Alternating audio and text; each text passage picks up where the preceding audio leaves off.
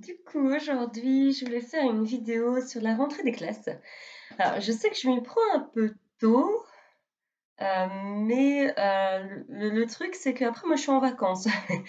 Donc, du coup, les vacances, c'est les vacances, donc on ne travaille pas.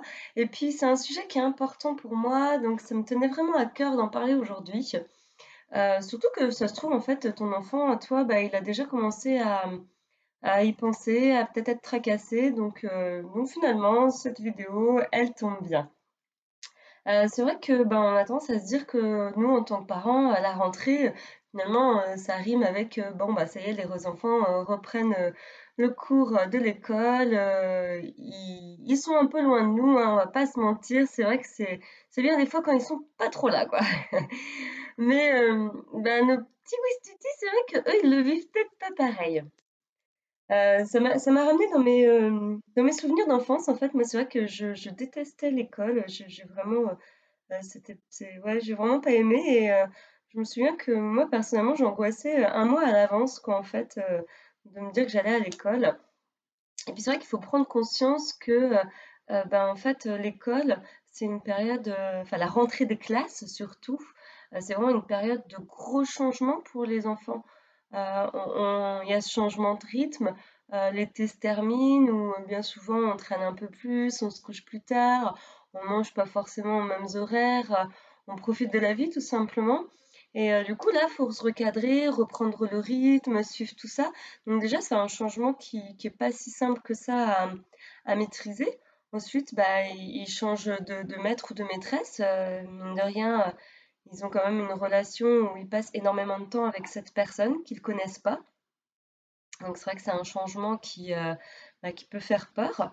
Après, bah, il y a des changements tout bêtes qui sont beaucoup plus logiques, hein, les changements de niveau comme le CP, la sixième ou même bah, la rentrée à la maternelle, hein, puisque la maternelle n'est pas toujours si simple que ça non plus. Donc on peut soutenir nos enfants dans ces moments-là. Puis parfois, il y a des changements d'école, tout simplement. Puis bon, il y a peut-être d'autres peurs, d'autres choses que nous, on voit pas en tant qu'adultes, mais que les enfants, eux, ressentent et qu'il est bon de leur laisser exprimer, quoi.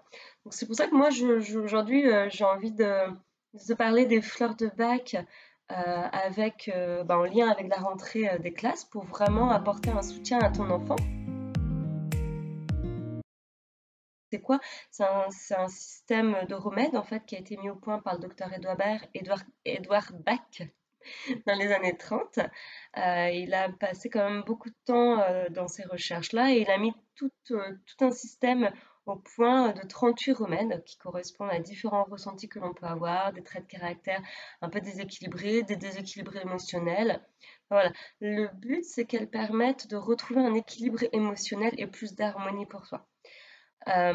Moi, c'est ma thérapie chouchoute en fait, tout simplement parce que bah, elle a pas d'accoutumance, elle est sans danger, il n'y a pas d'effet secondaire, tout le monde peut en bénéficier, même les nourrissons. Et puis nos enfants bah, sont très réceptifs parce que eux, bah, c'est facile en fait, hein, ils n'ont pas toutes les croyances que nous on se met dans la tête et qu'on s'applique dans notre quotidien et eux, donc du coup, c'est beaucoup plus simple, c'est beaucoup plus fluide. Je voulais te présenter, en fait, c'est Mimulus. C'est vraiment pour moi la fleur emblématique des peurs, quand ton enfant est capable de les nommer. Donc c'est-à-dire: «J'ai peur d'aller à l'école» ou «J'ai peur de te quitter maman», ou «Papa».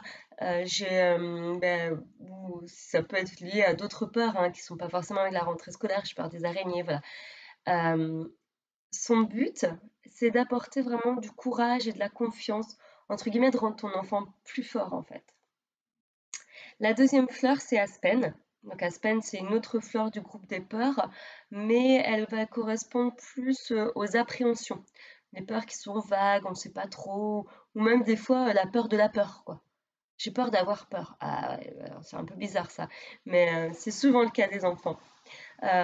C'est aussi une fleur pour la sécurité intérieure. C'est une fleur au niveau des personnes angoissées. Donc elle permet, elle, de pouvoir discerner l'objet de la peur, puis souvent de se rendre compte bah, que finalement, il n'y a pas lieu d'avoir peur en fait. La dernière que je voulais te présenter aujourd'hui, qui est une fleur bah, qui est peut-être la plus importante dans la rentrée des classes, c'est Walnut. Et Walnut, en fait, c'est pour les personnes qui ont une faible adaptation au changement.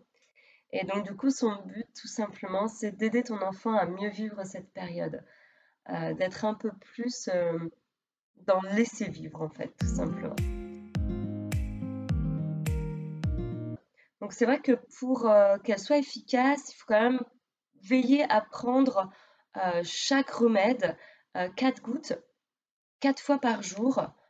Ça, c'est pour un usage ponctuel, donc à commencer quelques jours, voire une semaine avant la rentrée des classes, et puis continuer un petit peu après la rentrée.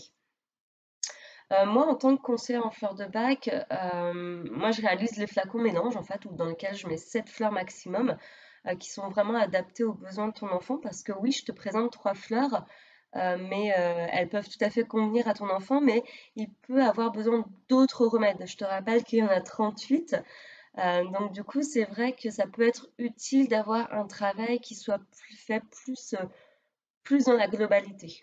Donc mais n'hésite pas à me contacter si jamais tu as besoin. En tout cas, voilà pour tout ce que je pouvais te dire pour avoir une rentrée sereine et bien dans ses baskets. N'hésite pas à commenter ma vidéo ou à liker en dessous, ça m'aide à me faire connaître. Et puis, comme ça, je peux partager encore plus de bien-être à encore plus de monde. Je te souhaite une belle journée. Au revoir.